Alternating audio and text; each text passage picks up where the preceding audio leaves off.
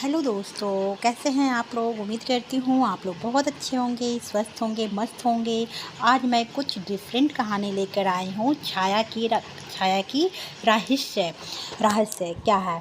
रात का समय था। गांव के किनारे पर पुराना पीपल का पेड़ था जिसके नीचे अक्सर लोग बैठकर बातें करते थे। लेकिन सूरज ढलने के बाद उस पेड़ के पास कोई नहीं जाता था। कहते थे कि वहाँ एक छाया परछाई रहती है जो हर आने जाने को घबराती है। कहानी की नायिका में एक राध्या एक 20 साल की लड़की थी। वह शहर से अपने गांव आई थी क्योंकि उसकी दादी बीमार थी। गांव के लोग बड़े अजीब किस्से सुनाते थे। राध्या को इन बातों पर विश्वास नहीं था। उसे लगता था कि यह बात अंधविश्वास है। दादी ने पहली रात को ही चेतावनी दी, बिटिया, शाम ढलने के बाद पीपल के पेड़ के पास मत जाना, वहाँ छाया रहती है। राध्या ने हंसकर कहा, दादी, ये सब डराने की बातें हैं। आजकल के ज़माने में भूत प्रेत कहाँ होते हैं। दादी ने गंभीर स्वर में कहा, तू शहर में पली बड़ी है, तुझे यकीन नहीं होगा, पर गांव में हर कोई उस छाया को जानता है। उससे तो जो उसे देख लेता है उसके साथ कुछ ना कुछ अनहोनी हो जाती है। राध्या मुस्कुराकर सो गई, लेकिन उसके मन में सवालों के बीज बो गए। अगले दिन राध्या गांव के तालाब पर गई। वहां की हरियाली, नीला आसमान को हल्की हवा देखकर उसका मन प्रसन्न हो गया। शाम को होने वाली सूरज धीरे धीरे डूब रहा था। वह पीपल के पेड़ की ओर बढ़ी। तभी हवा का झोंका आया और उसने महसूस किया कि कोई पीछे चल रहा है। उसने मुड़कर देखा, कोई नहीं था। फिर पेड़ के नीचे उसकी नज़र पड़ी एक काली परछाई जो हिल रही थी, लेकिन वहाँ कोई खड़ा नहीं था। आराध्या का दिल तेजी से धड़कने लगा। वह डर के मारे कुछ कदम पीछे हटी, पर छाया उसकी तरफ खिसकने लगी। तभी अचानक तेज हवा चली और परछाई गायब हो गई। राध्या भागते हुई घर पहुंची। दादी ने देखा तो बोली, तू गई थी ना वहाँ, मैंने मना किया था ना।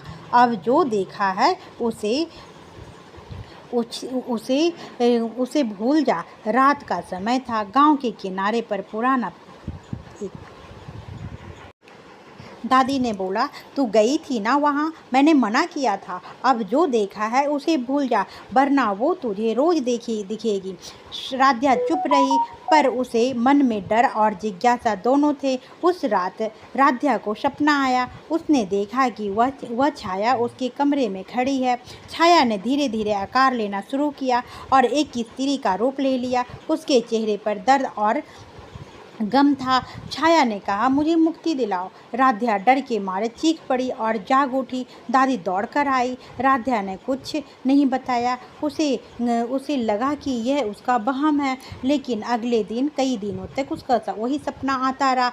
राध्या ने गांव के बुजुर्गों से बात करने का निश्चय किया। उसने पंडित हरि नारायण से पूछा, पंडित जी, इस छाया की सच्चाई क्या है। पंडित जी ने गहरी सांस ली और कहा, बिटिया, ये कहानी 35 साल पुरानी है। इस गांव में एक लड़की थी, रमा नाम की। वह बहुत सुंदर और नेक दिल की थी। गांव के ठाकुर के बेटे ने उस पर बुरी नज़र डाली। जब रमा ने विरोध किया तो एक रात उसे इस पीपल के पेड़ के नीचे मार डाला। उसका शरीर तो मर गया, पर उसकी आत्मा को कभी शांति नहीं मिली। कहते हैं कि उसी की परछाई आज भी यहाँ भटकती है। राध्या का दिल भर आया। उसे लगा कि रमा की आत्मा इसलिए उसे बुला रही है ताकि वह उसकी मदद करे। राध्या ने ठान लिया कि वह रमा को शांति दिलाएगी। रात को उसने हिम्मत जुटाई और अकेली पीपल के पेड़ के पास गई। चांदनी रात थी, पेड़ की डालियां हिल रही थी। अचानक वह छाया फिर से प्रकट हुई। इस बार डरने के बजाय राध्या ने कहा, मैं तुम्हारी मदद करूंगी, बताओ क्या करना होगा। छाया ने फुसफुसाकर कहा, मेरी हत्या का सच दुनिया को बताओ, मेरी अस्थियां नदी में प्रवाहित करो, तभी मुझे मुक्ति मिलेगी।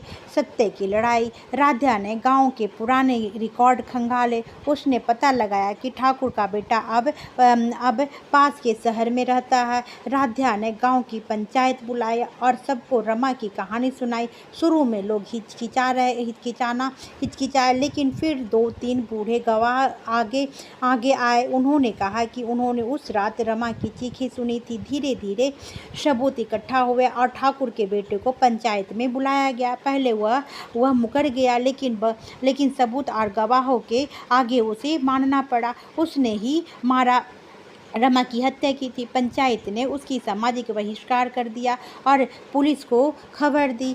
संध्या ने रमा की अस्थियां नदी में प्रवाहित की। जैसे ही उसने यह किया, हवा में एक हल्की सी खुशबू फैली।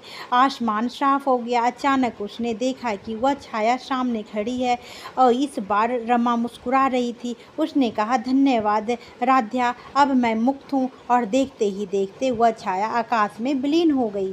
राध्या की आंखों से आंसू बह निकले। उसे लगा कि उसने सिर्फ रमा की आत्मा को नहीं, बल्कि पूरे गांव को उसके डर से मुक्त कर दिया है। उस दिन के बाद गांव के लोग पीपल के पेड़ से नहीं डरते थे। वहां अब डरावनी छाया नहीं रहती थी, बल्कि लगता था जैसे पेड़ में अब भी शांति से झूम रहा है।